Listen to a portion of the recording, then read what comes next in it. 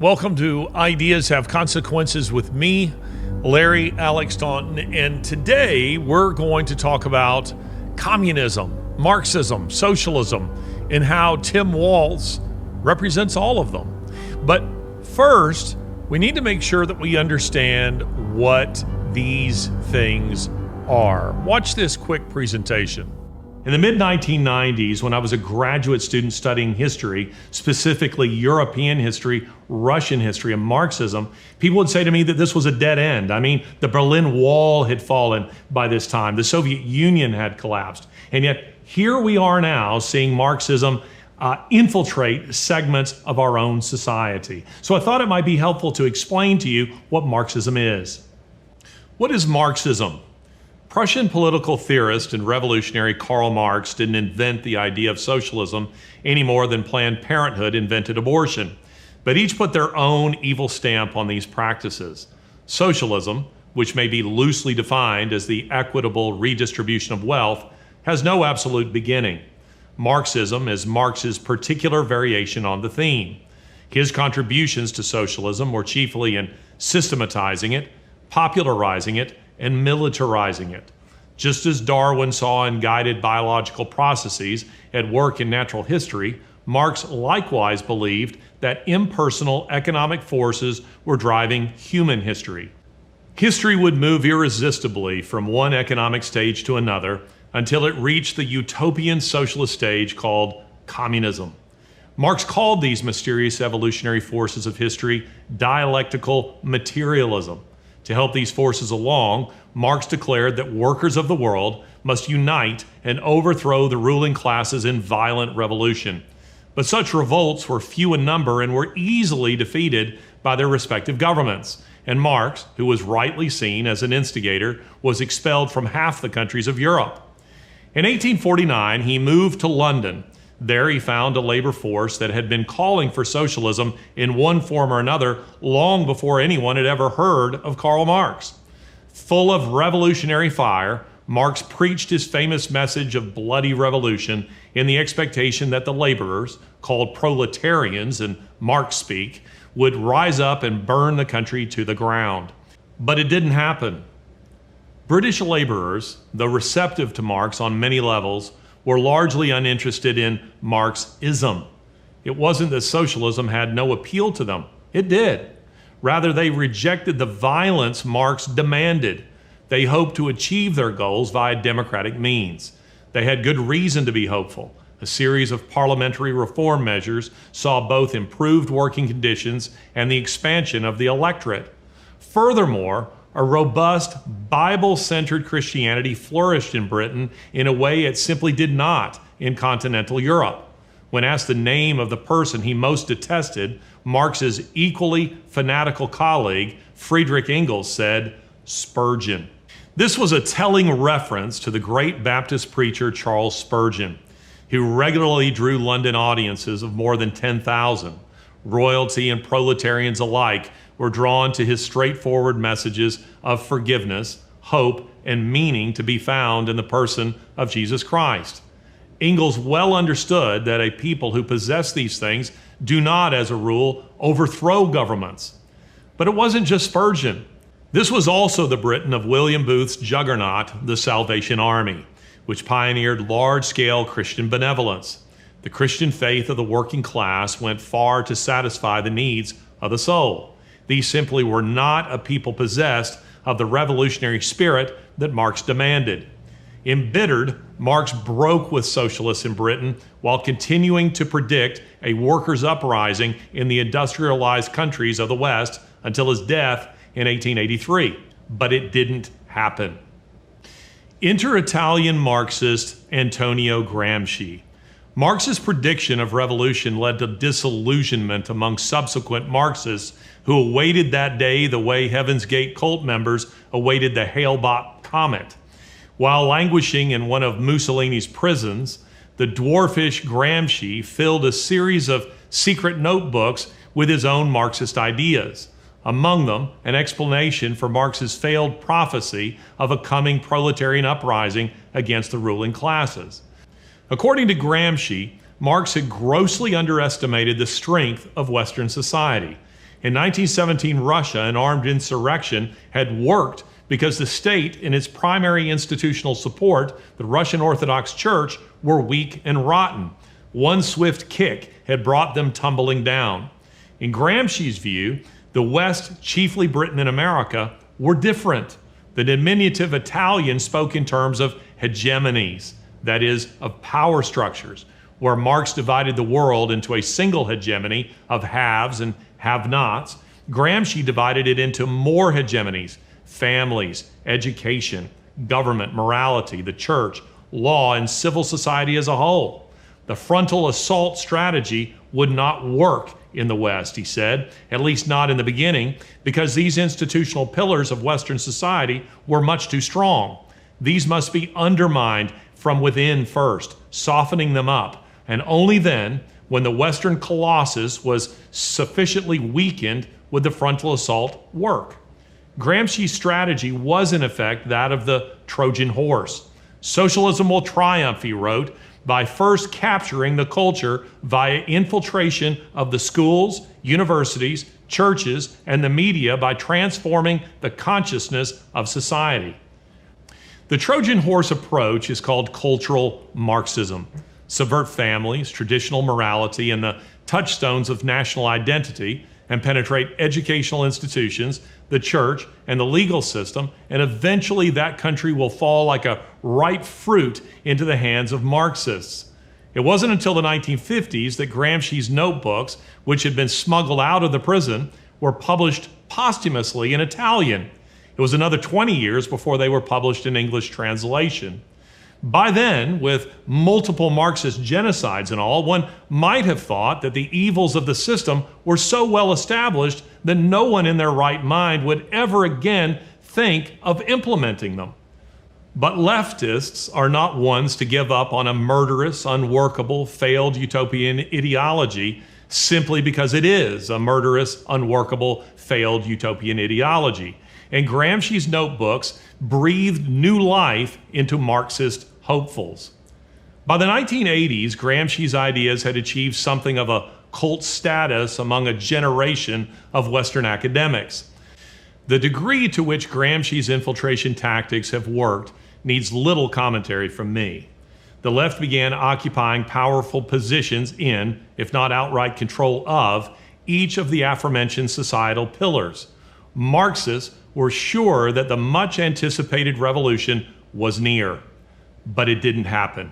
This brings us to our own time and two pernicious additions to this toxic Marxist cocktail: critical race theory and intersectionality. Whether you have ever heard of these terms or not, you have seen them at work in such seismic cultural events as the legalization of gay marriage, the Me Too movement, and the violence of Black Lives Matter that is being endorsed by the Democratic Party. Marx saw workers as oppressed people. Gramsci and a group of Marxist scholars in what was then called the Frankfurt School expanded the list of oppressed peoples to include many others. For example, traditional marriage and family are patriarchal institutions and are, therefore, instruments of oppression. The church, with its message of peace and otherworldly bliss, oppresses the masses by sapping them of their revolutionary spirit. Educational institutions oppress the lower classes by teaching them to love their countries and instilling them with patriotic fervor, thus protecting the ruling classes. And so the argument went with every other pillar of society.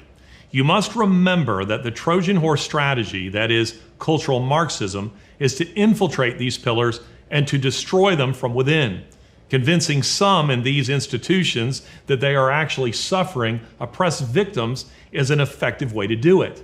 In the 1980s, Kimberly Crenshaw, a legal scholar who coined the terms critical race theory and intersectionality, applied Gramsci's hegemony's model to race, arguing that black people are victims of white hegemony, white supremacy, or what is sometimes called white privilege. Are you black? You're oppressed, whether you know it or not. Are you white? You're an oppressor, whether you know it or not. Crenshaw argued that America is guilty of systemic racism. Sound familiar? because she claimed racism is deeply ingrained in every aspect of society. A civil war to free the oppressed, constitutional amendments to protect them, affirmative action to jumpstart them, and a multitude of government programs to help them are not enough.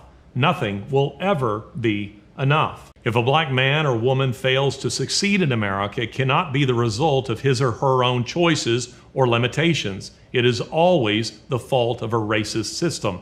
And if you're white, you are part of a racist system, and you must be made to pay for your sin. Literally.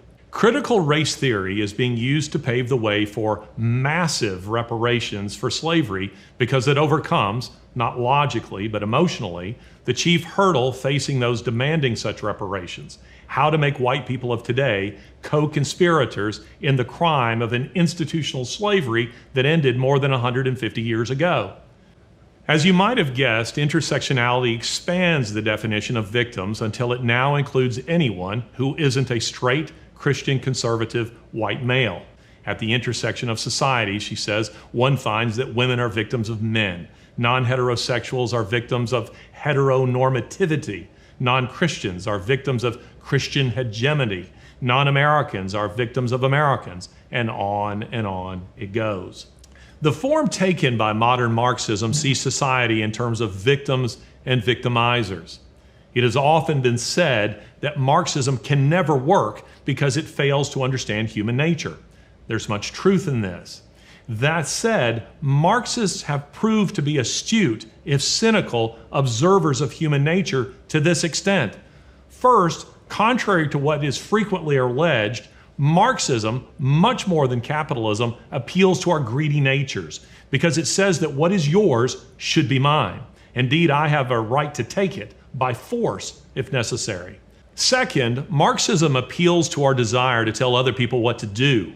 Legalism is not a product of religion. It's a product of human nature. And Marxist societies, secular to their black-hearted core, are the very picture of legalism, making as they do a tyranny of community. Third, Marxists know that it isn't hard to convince a man that his own failures are the result of someone else's treachery. Hitler convinced an entire country. Now Black Lives Matter would do it to America.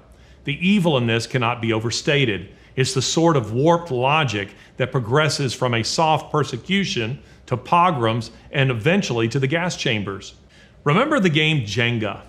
Players remove wooden blocks from a tower until the integrity of the structure is compromised and it collapses. Every step in the ideological genealogy of Black Lives Matter is designed to remove those blocks that support government and society, religion, tradition, patriotism, education, and so on, until a tipping point is reached and a Marxist seizure of power is possible.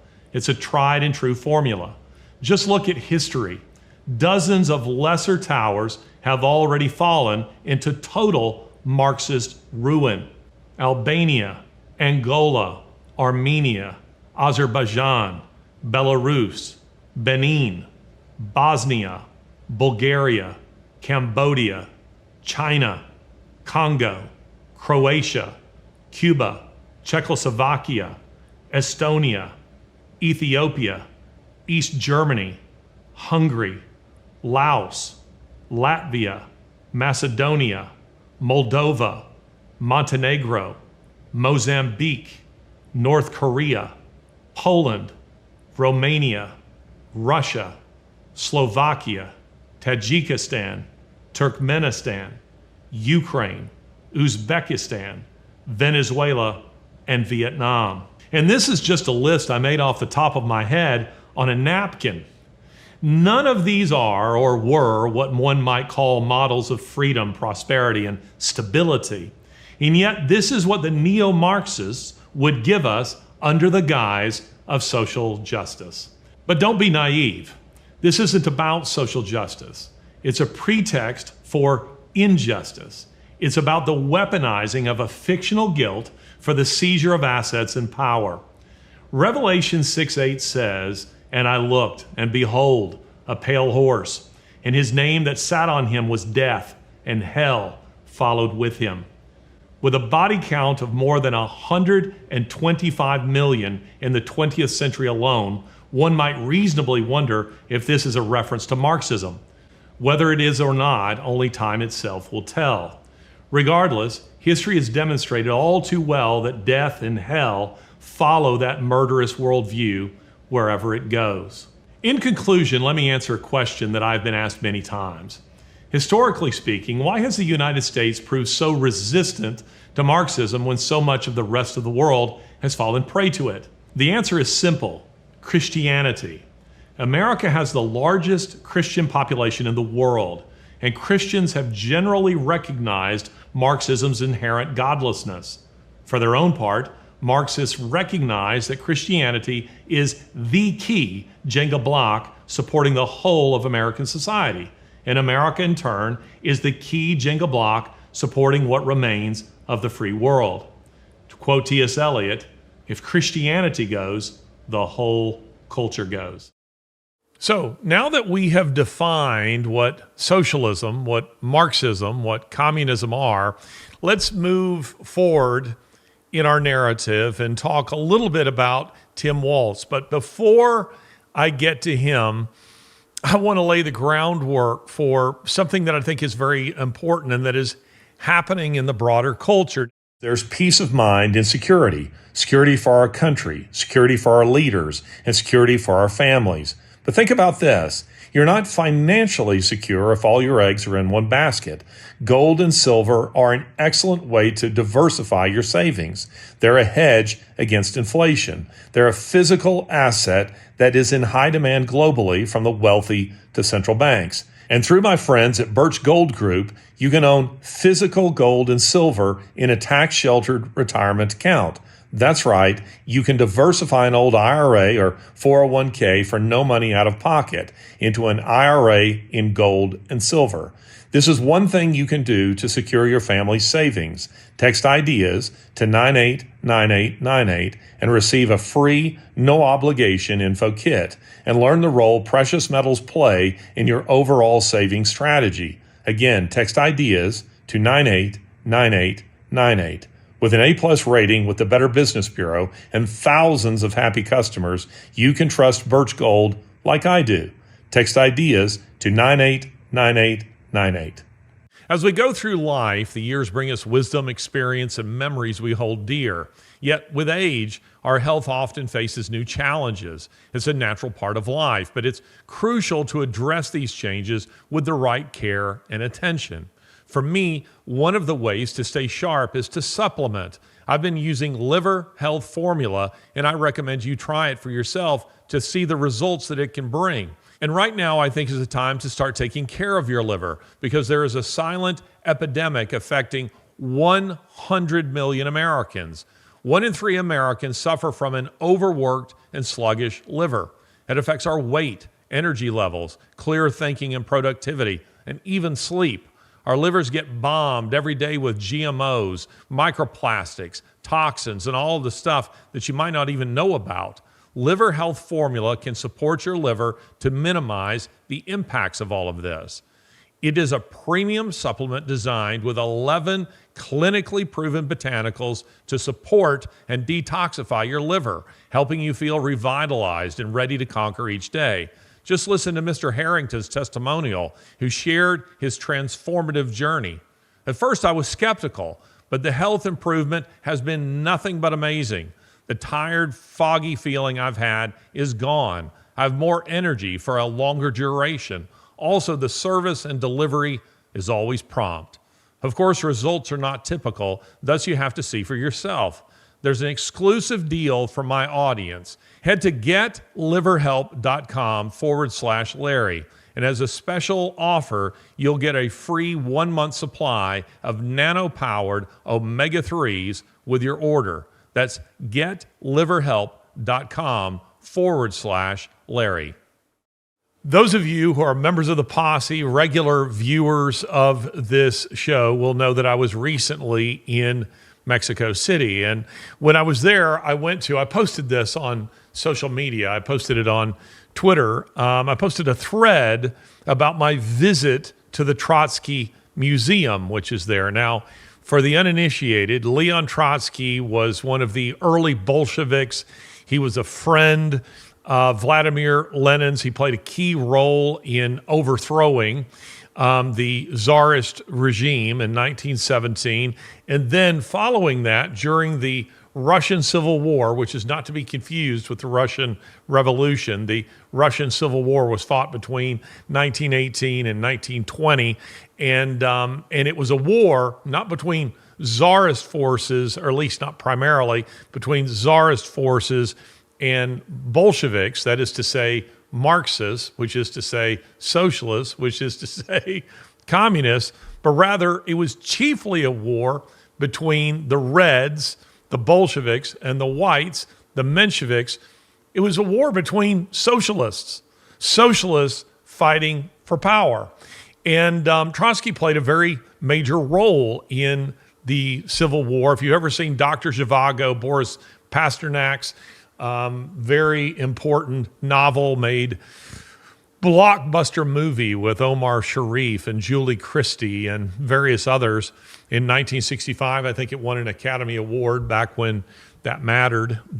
I think it was Picture of the Year actually in 1965. But the Strelnikov character, that is to say the Red general who was going around on an armored train defeating the Bolsheviks' enemies, that character was based on Leon Trotsky, because Leon Trotsky, during the Russian Civil War, he had an armored train and he was going from one front to another, organizing or reorganizing the Red Army and leading them ultimately to victory. So Leon Trotsky was a hero of the Bolshevik Revolution. But then Lenin died in 1924.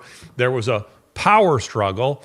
And in the ensuing power struggle, he was outmaneuvered by Joseph Stalin, and he was exiled from Russia in 1929. And he bounced around from one country to another and eventually ended up in Mexico City. Seems like kind of a random place to end up, but there's actually quite a communist cell there that he found himself a part of, and that he could find, let's say, like-minded atheistic, Bolshevik, hateful people in that city. And so in 1940, Stalin sent NKVD, which is to say the NKVD they're the predecessors of the KGB, who are predecessors of the SVR and the FSB today, but the Russian, the Soviet, the communist secret police.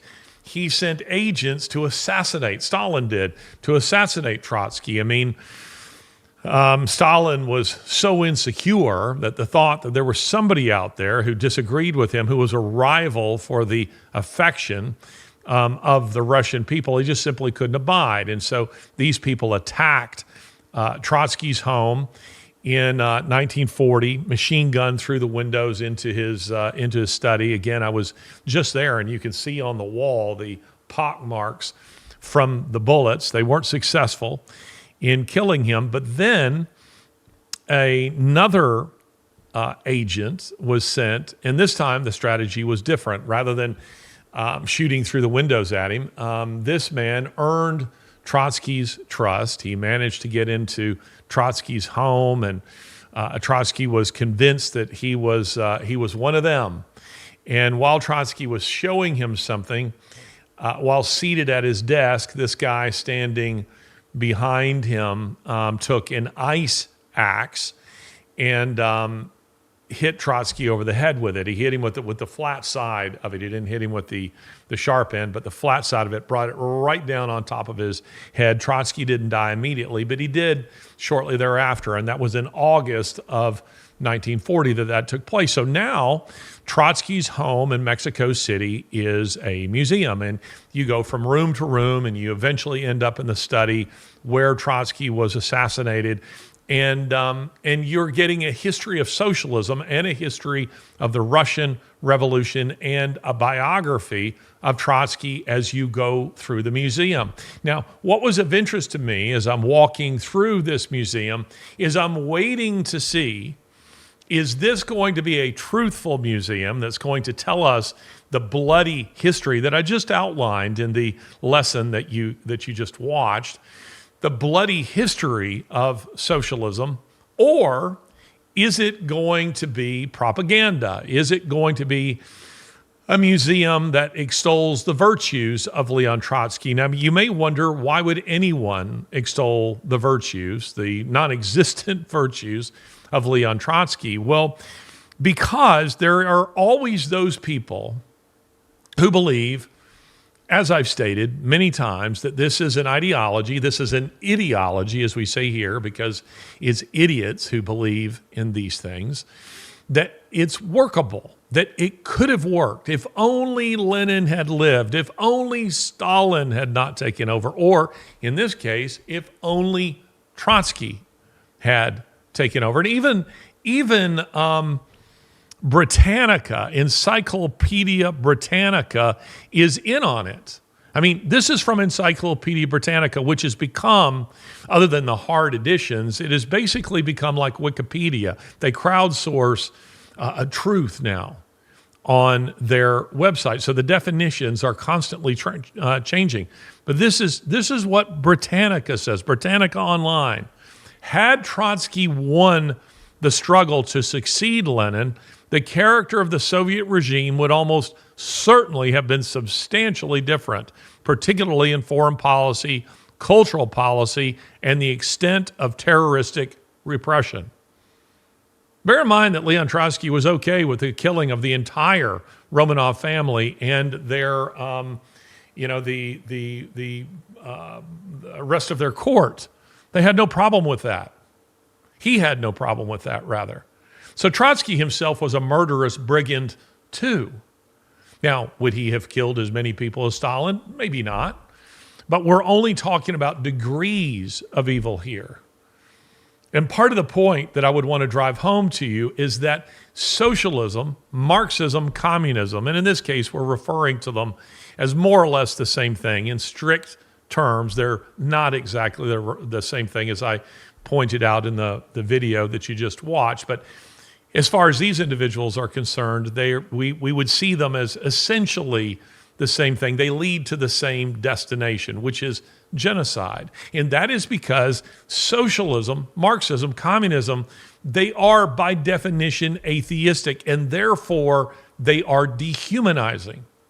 They're dehumanizing. So when we're talking about a Trotsky who has been elevated in this little museum that I'm telling you about, that he's been elevated into a kind of socialist icon, we're really just talking about degrees of evil. Would he have carried out the purges? Probably not, at least not on the scale that Stalin did it. But would he have killed hundreds of thousands of people? Maybe millions of people? Yes, he would have, because that's where the ideology leads. And it is because in a socialist worldview, you are just the raw material, the brick and mortar for the building of the socialist superstate. You need to understand that.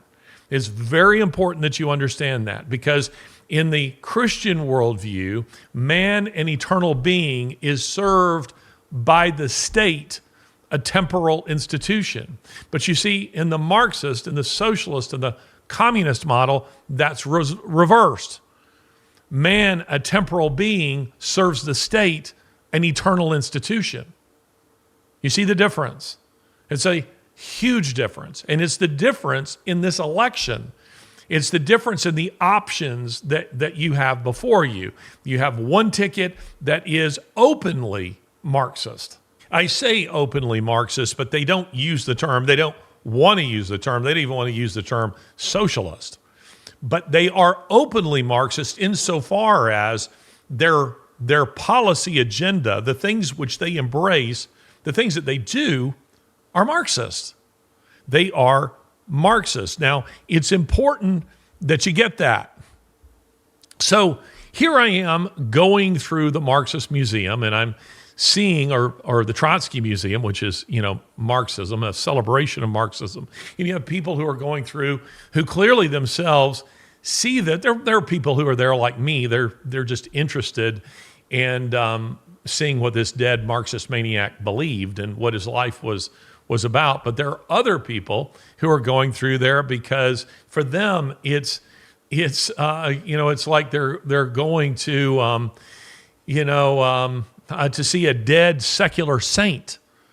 That's the way they think of individuals like this, and it has all kind of the religious trappings of that. I mean, if you think of Lenin's mausoleum, where his body is preserved, or at least partially preserved, in Red Square to this date, it's a kind of religious pilgrimage that people make when they go there to see the body. Again, unless you're somebody like me who who hates what Lenin stood for, what he represented. Now, when you come into the Trotsky Museum gift shop, this is what you find. Now, let me put these pictures up for you. I thought it was very interesting that there they were selling things like, hammer and sickle badges, lapel pins. I mean, who doesn't want a hammer and sickle, a communist lapel pin that you can wear and celebrate? I mean, it's the same thing as if you're wearing a swastika, but they're selling things like that. But then you have these books right here. You have the story of Marxism here with a picture of Karl Marx on the front. I guess I didn't take a very good photograph of this. And right next to it, again, this is the Trotsky Museum, a Marxist museum gift shop. You have a book here on bisexuality. And you may think, that seems random. Why would you have that in a bookshop, in a gift shop at the Leon Trotsky Museum? Well, the connection between these two, as we have said, is not incidental. They go together. That agenda, the perverse sexual agenda that is being promoted in the United States and throughout the Western world, indeed, I would say throughout the world, but in particular in the Western world, it is the thin end of the Marxist wedge. You adopt the former, you adopt that agenda, and you necessarily adopt Marxism with it.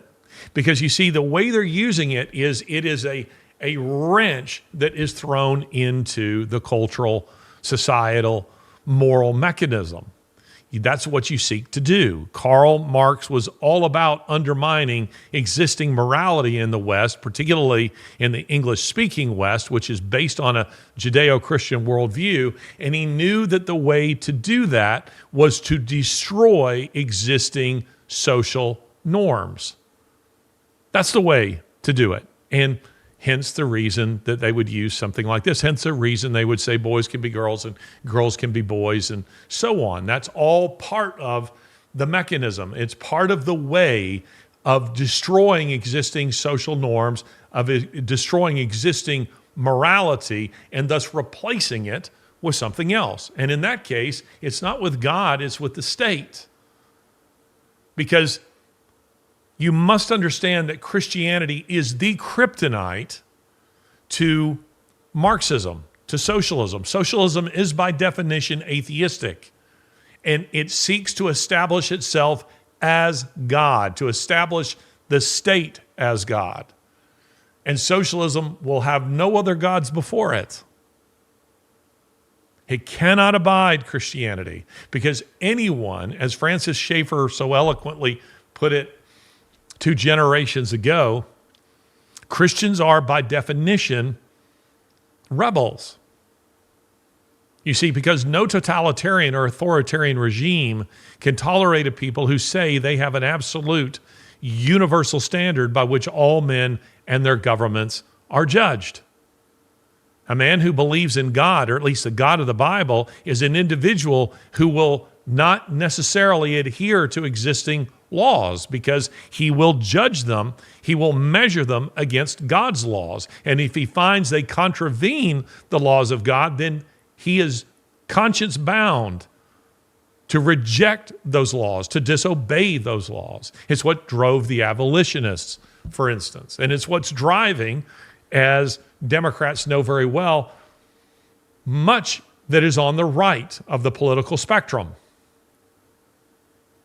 Conservatives, real conservatism, is rooted in a Judeo-Christian, a biblical worldview.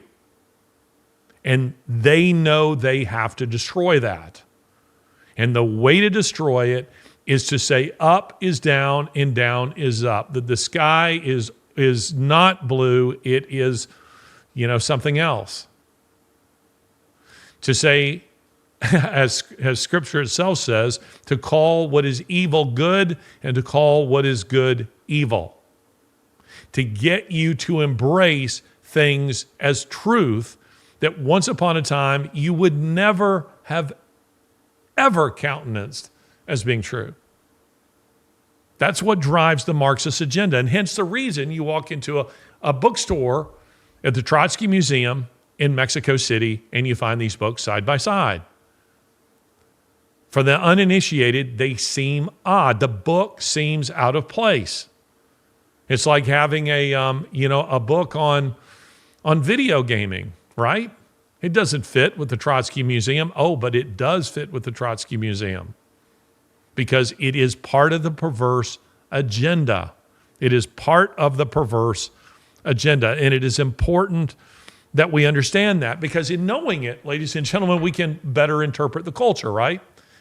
So that when you're seeing all these things taking place that you think are just crazy, they make no sense. Well, they do make sense according to the Marxist playbook. They make perfect sense according to the Marxist playbook. So again, you adopt the perverse sexual agenda, and it's only a matter of time until you will be adopting the Marxist agenda that comes with it, because the two of them, one of them is the vehicle, the other one is a trailer hitched onto the back of it.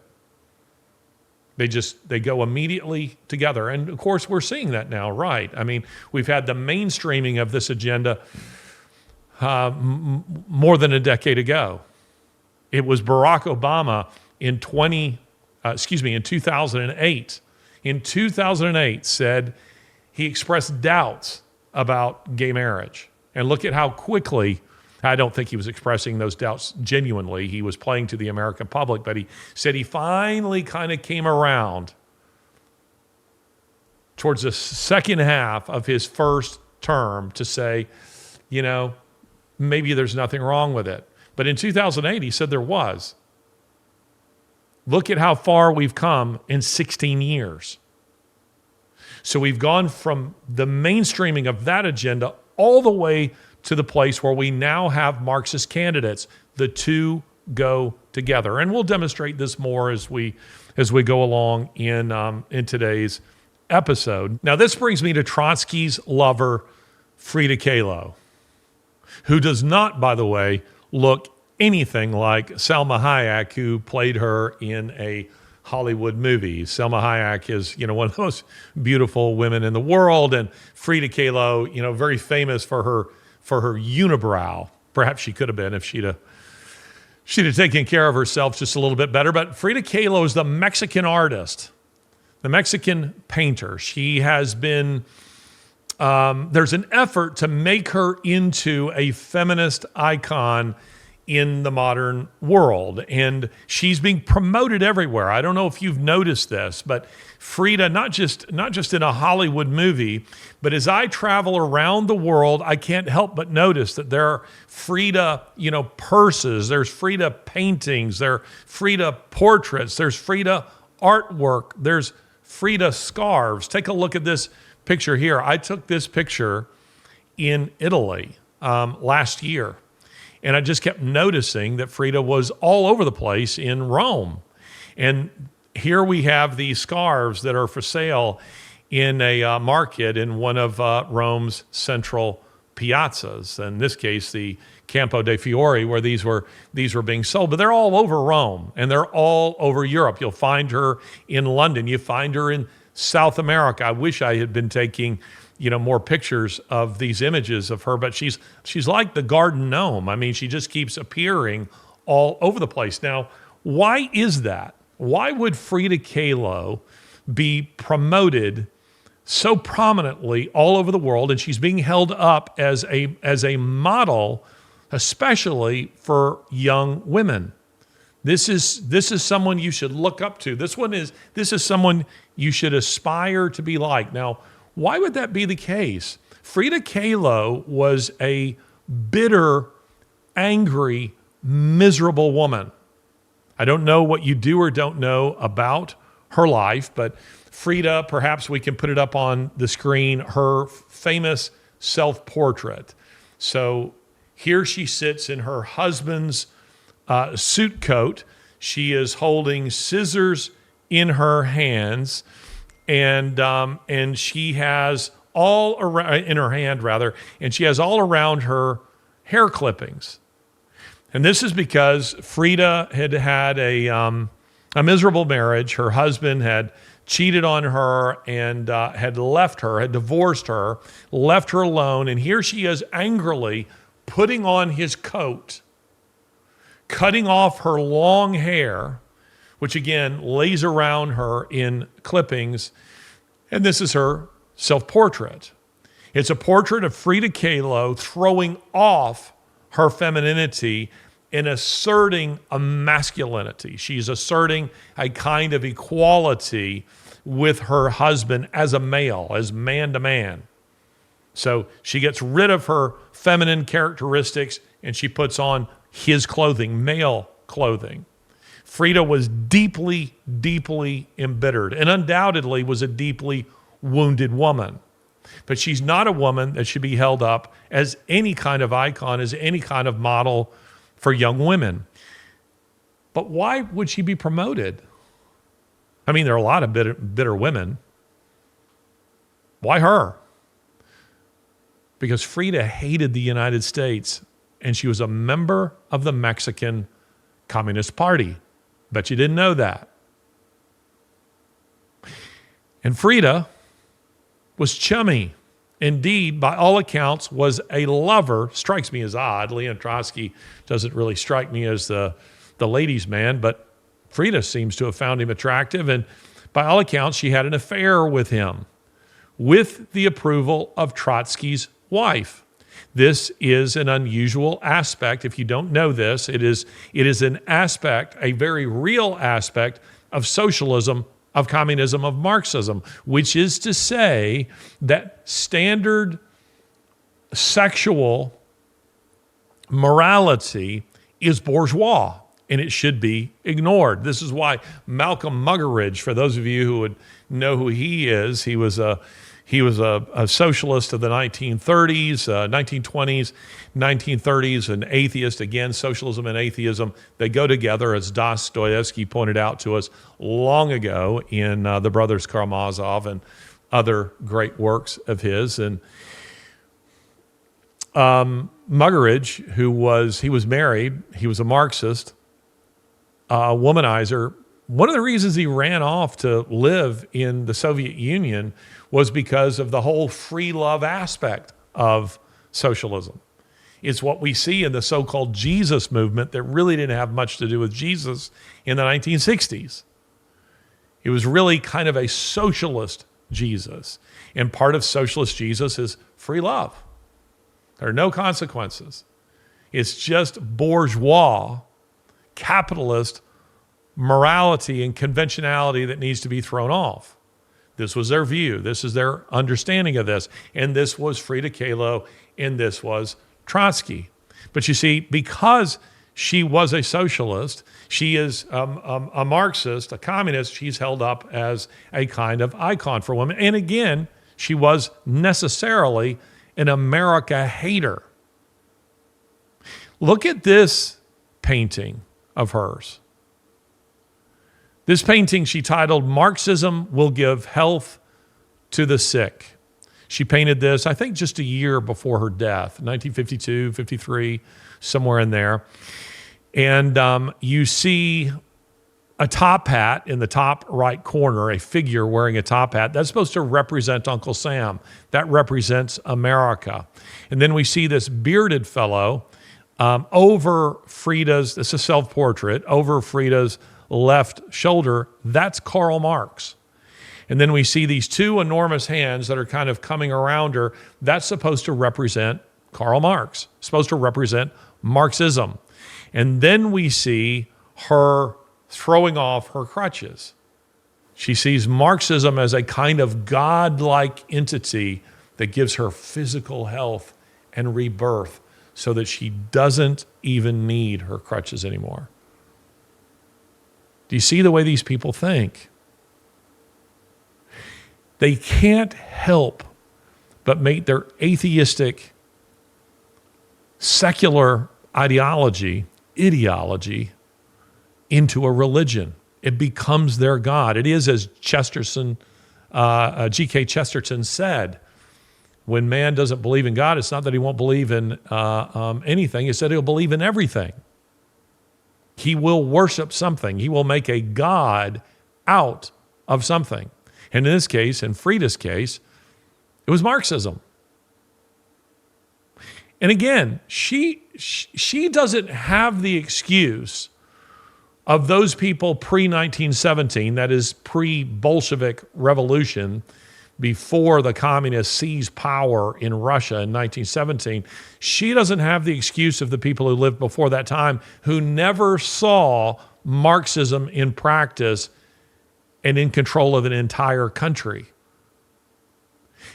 We can forgive to some extent those people in the early, very early 20th century and 19th century who thought it could work.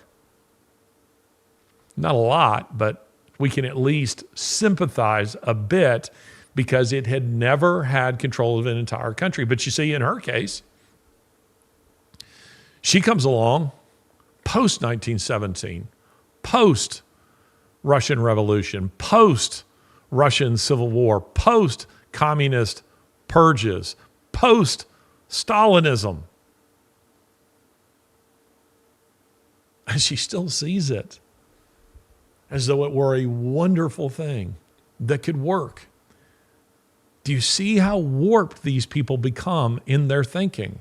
I keep going to Romans chapter 1, but Romans chapter 1, verses 18 through 32, they give us a picture that when man suppresses the truth about God, he severs his ties with reason. You become unhinged, intellectually speaking, because you're no longer tethered, anchored to any sort of absolute, to any sort of truth with a capital T. And the word truth is important in our discussion today. If you've seen the little videos that I've posted, and eventually we'll post them here, that I've posted on Twitter of me visiting the tomb of Karl Marx in London. I've been there many times. But I point out to you that people go there and they will lay flowers at the tomb of Karl Marx. Flowers.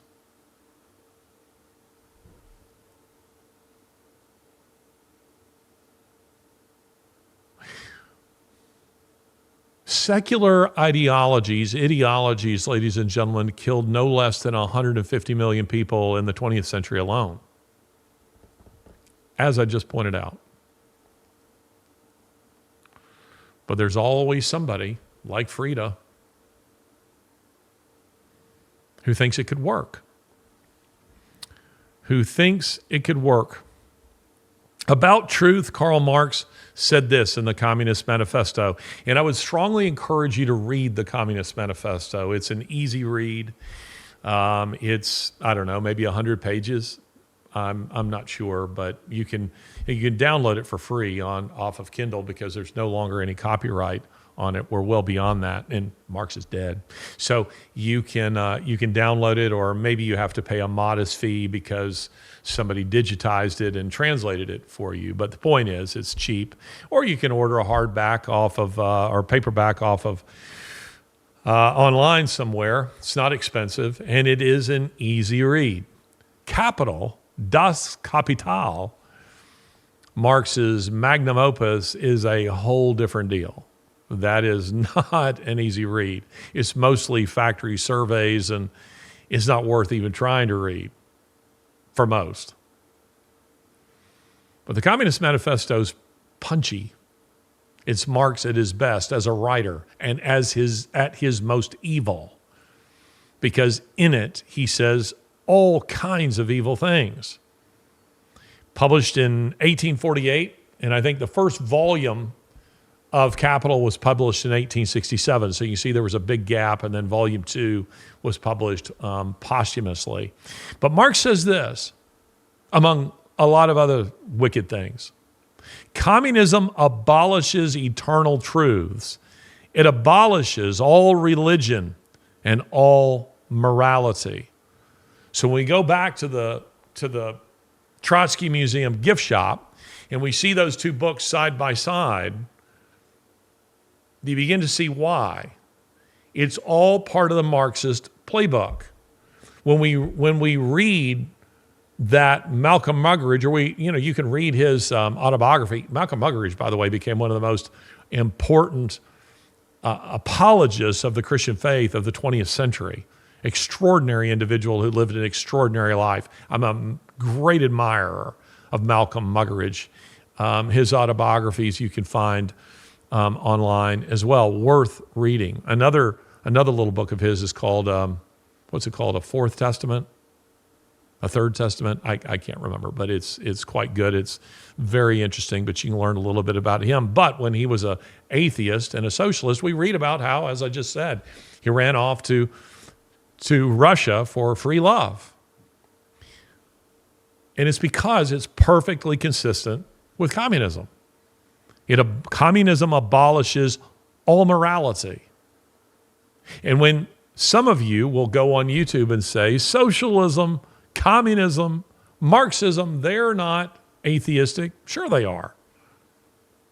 By definition, they are. They're competitors with God. I feel like that Turkish, pistol shooting silver medalist, that has now been made into all these James Bond kind of memes. I feel like that guy anytime I see or hear someone say, well, socialism and Christianity are compatible, I feel like, no, they are not. They are not. They're exact opposites. In the socialist model, there is no private property. In the Christian model, thou shalt not steal. That one line from the Decalogue, from the Ten Commandments, does away with any notions of socialism in the Bible being compatible. Because you can only steal if there's private property, and the Bible acknowledges private property that also acknowledges profit. The Proverbs 31 woman is commended for the fact that she saw that her profit was good. Ananias and Sapphira in Acts chapter 5. Some would say, well, they were killed because they didn't share. That wasn't why they were killed. They were killed by the Holy Spirit because they lied to the Holy Spirit. They claimed to have shared their property. Peter is at pains throughout that passage to say, was not the property your own? And even after you sold it, were not the proceeds yours? He's acknowledging that it was theirs to do with what they wanted. In the socialist model, there is no private property. So the two cannot go together. Furthermore, in the biblical model, giving is volitional. No one forces you to give. Giving isn't a tax. Do not view it as a tax. It's your choice to give. Socialist model, you're not giving, it's being taken. It's confiscatory, and you have no control as to where it goes. And finally, I'll say this, and I'm just doing this very briefly. I suppose I could do a whole episode on how Christianity and socialism do not go together. But in the biblical model, your giving, again, is given. It's not taken. The church doesn't take it. No one takes it from you. You choose to give it. But your giving is never amputated from the gospel. The two go together. And if you think the state, a socialist or otherwise, takes your taxes and redistributes it for the glory of God while giving praise and acknowledgement to God from whom all good things flow, they do not. Part of the Democrat model, socialist model, has been to take your hard-earned money and redistribute it to other people in such a way as to give the impression to those people that they owe allegiance to the state or to the party that is redistributing that wealth to them. You see, so they don't look and say, well, I'm so grateful that you paid your taxes that you could help me in my poverty. No, they look to the state and say, the state helped me in my poverty. The Democrat Party helped me in my poverty. I'm so grateful to them. They're my God. There's no compatibility whatsoever between Christianity and socialism. But you have this second part of Marx's statement. Again, reading the full line, communism abolishes eternal truths. It abolishes all religion and all morality. All religion. Lenin said this, atheism is a natural and inseparable part of Marxism, of the theory and practice of scientific socialism. Our program necessarily includes the propaganda of atheism. This is why, again, the globalists, the leftists throughout the Western world make war on the Christian faith, because they see it as a competitor.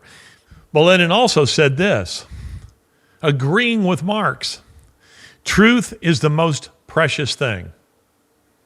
That's why we should ration it. Truth is the most precious thing. That's why we should ration it.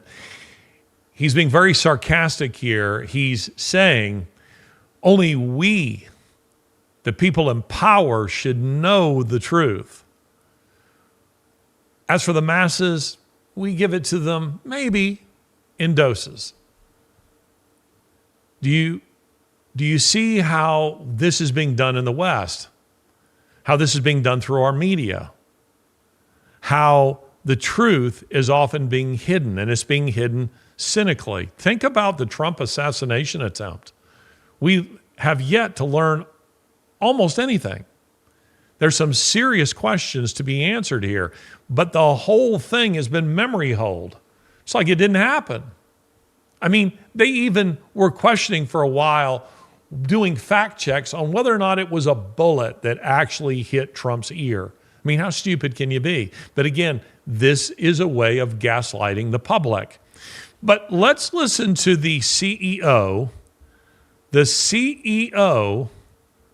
of NPR. Let's listen to what she has to say here. Perhaps for our most tricky disagreements, seeking the truth and seeking to convince others of the truth might not be the right place to start. In fact, our reverence for the truth might be a distraction that's getting in the way of finding common ground and getting things done. Wow. That they think this, we know. That they say it publicly is so shocking because it just demonstrates the degree of their self-confidence and their arrogance. Let's listen to her say it one more time just because I find it so extraordinary. Let's listen to it one more time. In fact, our reverence for the truth might be a distraction that's getting in the way of finding common ground and getting things done. Our reverence for truth is a distraction. Don't be, says the head of NPR. Your tax dollars pay for NPR. Don't be distracted by truth. Truth prevents us from getting things done. Truth is so inconvenient. Just forget truth and let us be the arbiters of truth. Remember when Jacinda Ardern, the Prime Minister of New Zealand, when she said, we are the arbiters of truth, we're the ones who will tell you the truth, don't believe anything unless you've heard it from us? This is all part of the Marxist playbook. This is why in Britain they are making war on social media. They are telling people, even Americans, we're coming for you if you post things that the regime does not like. You post things that we label hateful, and we determine what's hateful. You post things that are dangerous, and we determine what is dangerous.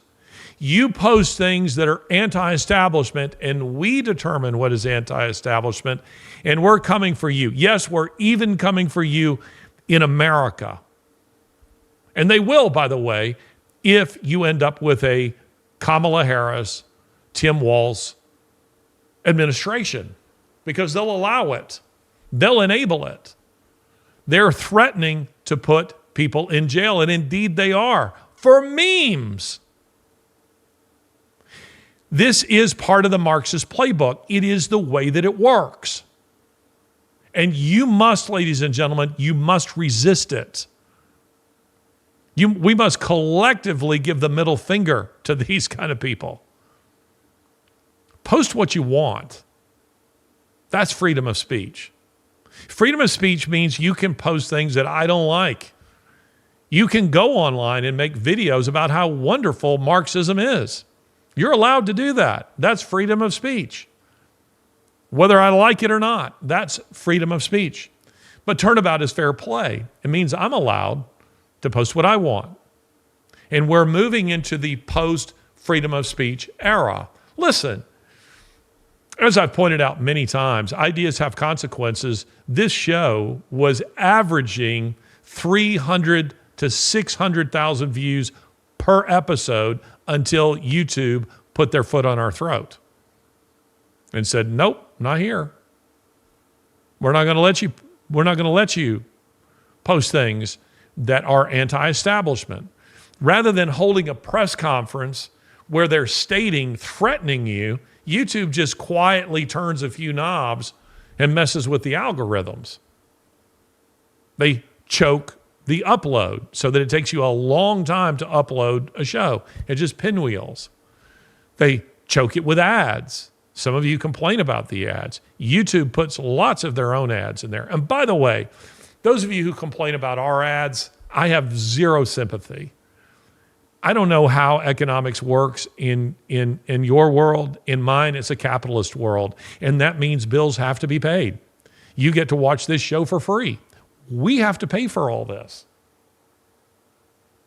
We have to pay for the set. We have to pay for the lighting. We have to pay for all the expensive cameras. We have to pay for a crew in Dallas who edits it and uploads it. We have to pay for camera guys here. All those bills have to be paid.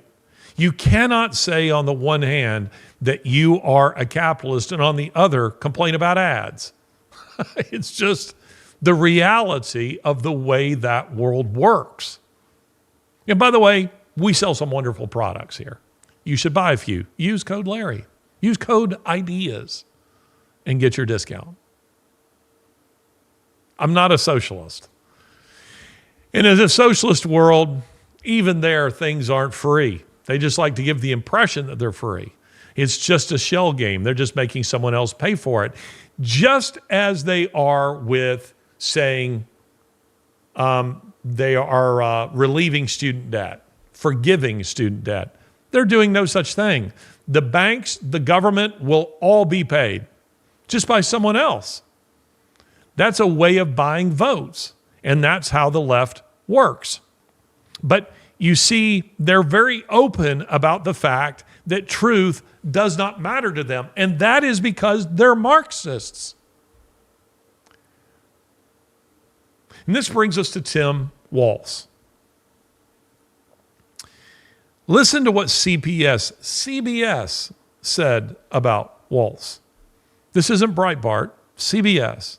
As of 2016, so 8 years ago, Walz had visited China about 30 times, including for his honeymoon. Walz married his wife, Gwen, a fellow teacher, on June 4, 1994, the 5th anniversary of China's brutal repression of Tiananmen Square protests. He wanted to have a date that he'll always remember, she told the Star Herald before they wed.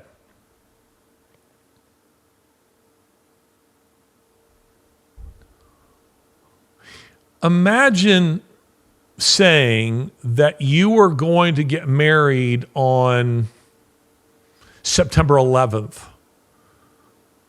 because it would be an easy date to remember, to celebrate that occasion of killing of several thousand Americans. Or as one person put it, I think in the YouTube comments, a very good comparison, Kristallnacht, Crystal Night.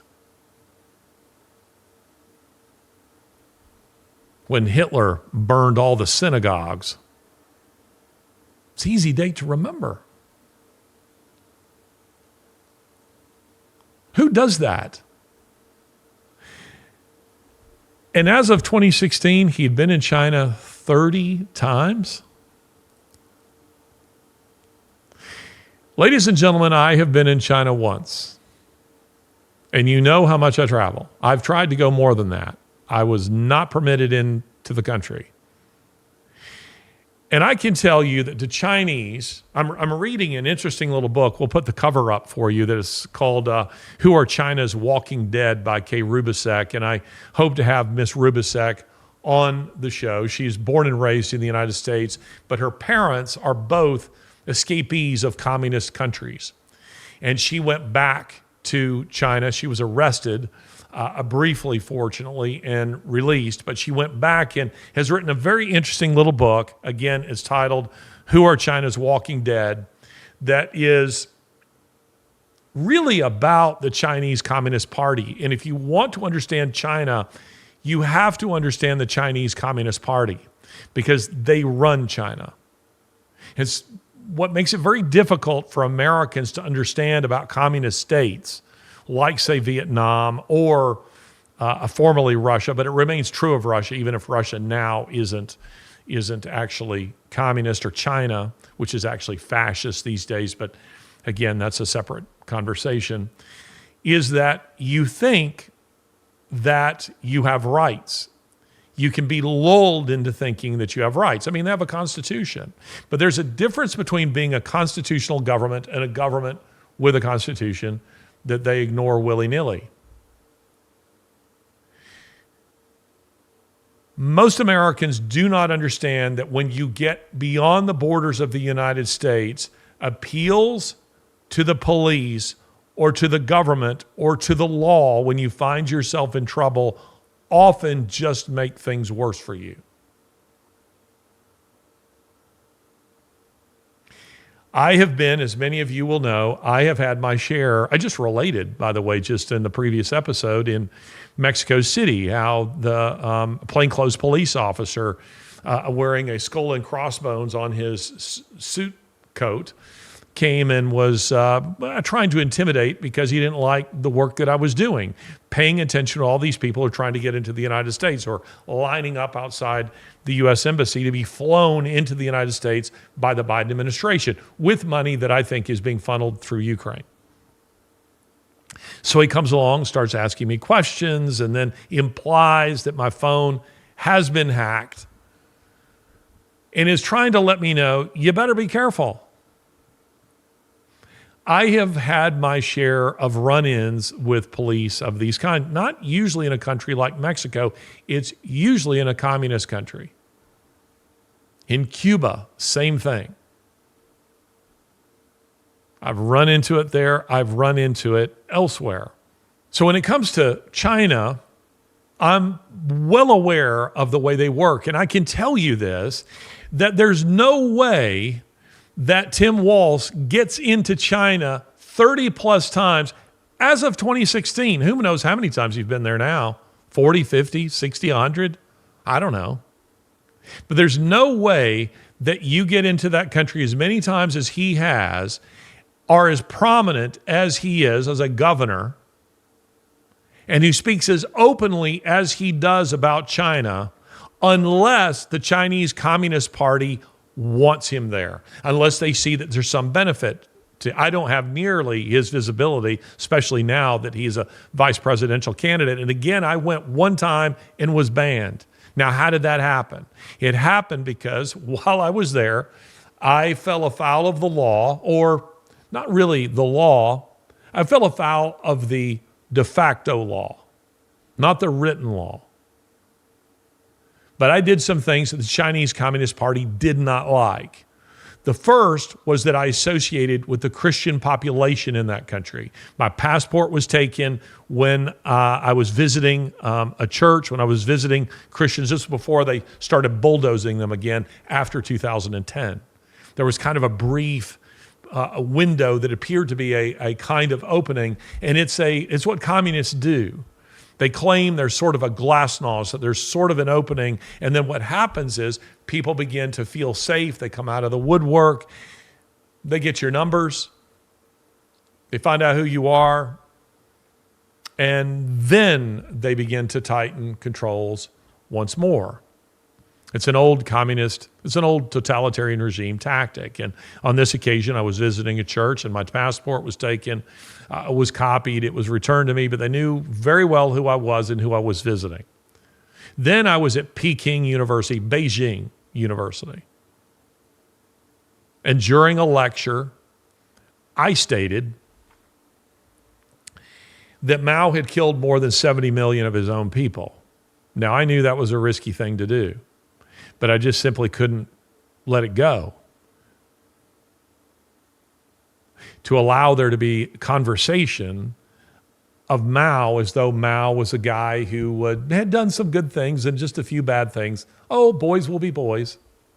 He just made some mistakes. Mao killed more people than Stalin and Hitler combined. And after I said that, my own translators did not want to associate with me. I was being toured around the campus. They kept their distance from me after I made that statement. Fast forward some years, I'm on my way back to China.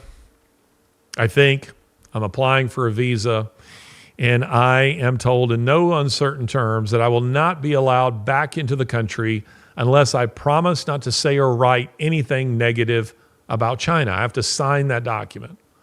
Now, I was grateful for that heads up, because what they could have done is said, yeah, we'll grant the visa, and as soon as I'm allowed into the country, they find, heroin or something in my luggage, and I disappear into some communist prison, some gulag. Now, that happened to me after one visit. And Tim Walz has been there 30 plus times and has stated publicly, as you would expect him to, that the human rights record of China isn't particularly good, even though Tim Walz himself has been violating it in Minnesota. I mean, he let his own city, Minneapolis, burn to the ground. His daughter was warning rioters with information she was getting from her father when and where the police would be and what the police would and wouldn't do, what they couldn't burn or destroy. This is Tim Walz. So now, why would the Chinese ban someone like me, who again doesn't have near his visibility, and would let him keep coming back when he said some negative things? Nothing quite as jarring as what I said, but where he said some negative things about China. The only way, ladies and gentlemen, I can promise you this, is if they think it is to their benefit to do so. I think the guy's a Manchurian candidate, like the real deal. There's been a lot of discussions about that sort of thing. He's not the presidential candidate, but here is a guy who is very sympathetic to China. And China, by the way, not Russia, is our number one enemy. It is our number one obstacle to American global security, not Russia.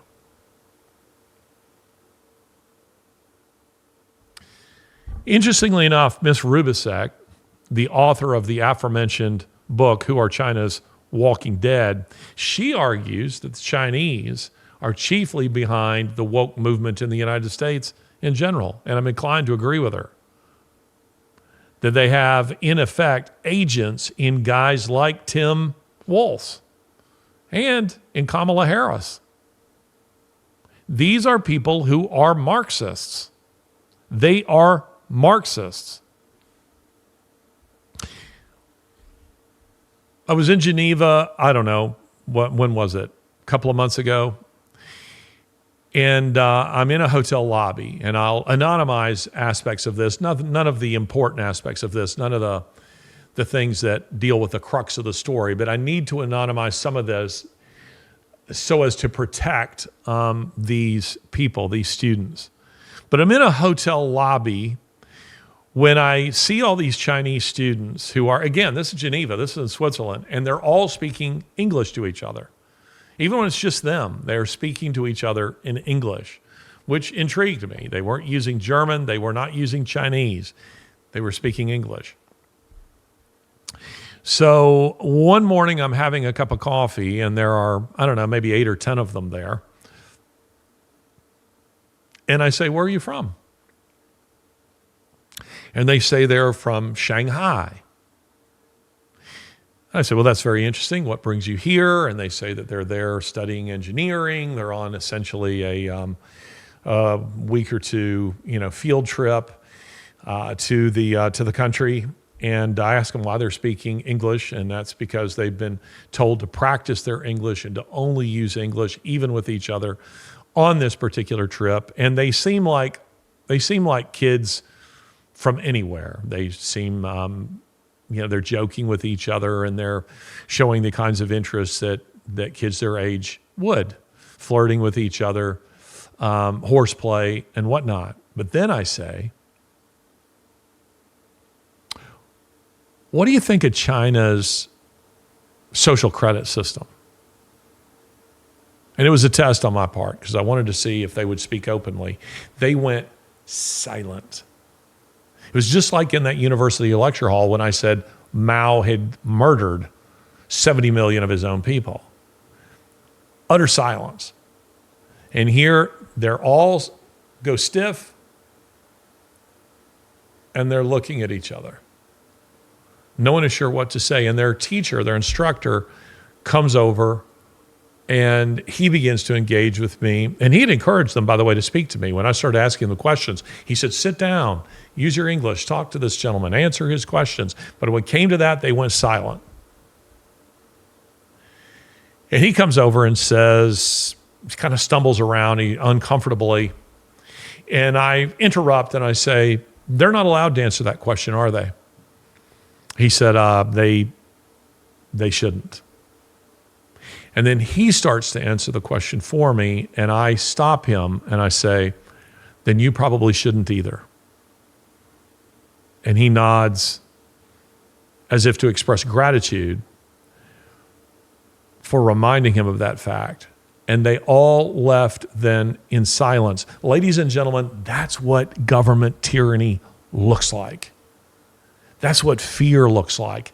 That's what's being imported into Britain right now. In addition to coming after your social media posts, they're now about to adopt Sharia, blasphemy laws. So that if you go and you say the truth about who Muhammad is, you can find yourself in jail. That's what they want to bring to this country, because it is a way of protecting the establishment. It gives the appearance that they're protecting a minority group. But that's not what it's about. That's the excuse to protect themselves and to persecute and imprison you when you say something that exposes the truth about the regime. That is Marxism. That is what the head of NPR is saying.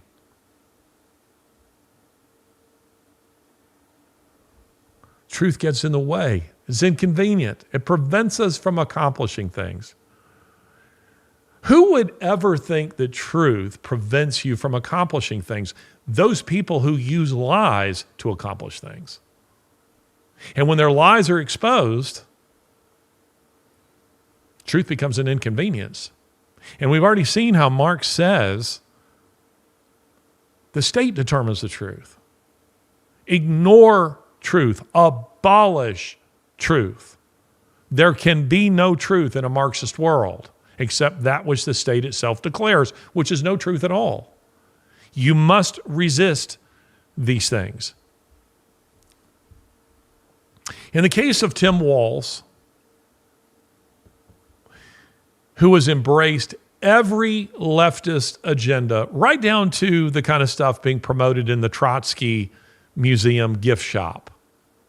He has embraced all of this: censorship, the perverse agenda, rioting, you name it, all of it. He's promoted it. Now that those things are starting to be brought out by, say, people like me and various others in this line of work, exposing the lies and the Marxist agenda of a Tim Walz, fact checkers were immediately deployed. And we now know that fact checkers are liars, right? They were immediately deployed to defend him. And have you ever noticed that the fact checks in support of the regime, whether it's Bill Gates or it's Barack Obama or it's Michelle Obama or it's Kamala Harris or it's Joe Biden, the fact checks always, the result of the fact check is always in their favor. And whenever a fact check is done on a conservative, it is never in their favor. It is always to cast them as liars. That's the way it works. But you see, in order to obscure the truth, fact checkers were deployed on behalf of Kamala Harris and Tim Walz to keep you from knowing what the truth is about them. We're just going to fact check everything to death, and we're going to say that none of what is being alleged about them is true. It's not true. It's not true that they're Marxists, that they're socialists, that they want to see communism ushered into the United States. Ladies and gentlemen, I'm hardly a reactionary. That's not my reputation. I try to give you a studied, considered opinion. If I had heard me today 5 years ago saying that we had actual communists, well, we'll go more than that. We'll say 20 years ago, that we would have actual Marxist candidates, I would think, Larry's lost his mind. Larry in 20 years is going to have bought into every kind of crazy idea. Ladies and gentlemen, it's true. We have actual Marxist candidates for president of the United States and vice president of the United States. This is what's driving the Democrat Party. And if I may loosely quote Alan Bloom, who wrote a book that was deeply influential in my own thinking that I read as an undergraduate, The Closing of the American Mind. The Democrat Party is singing a song of German origin that they do not understand. And behind it all is Karl Marx, the master lyricist. This has been Ideas Have Consequences with me, Larry Alex Taunton.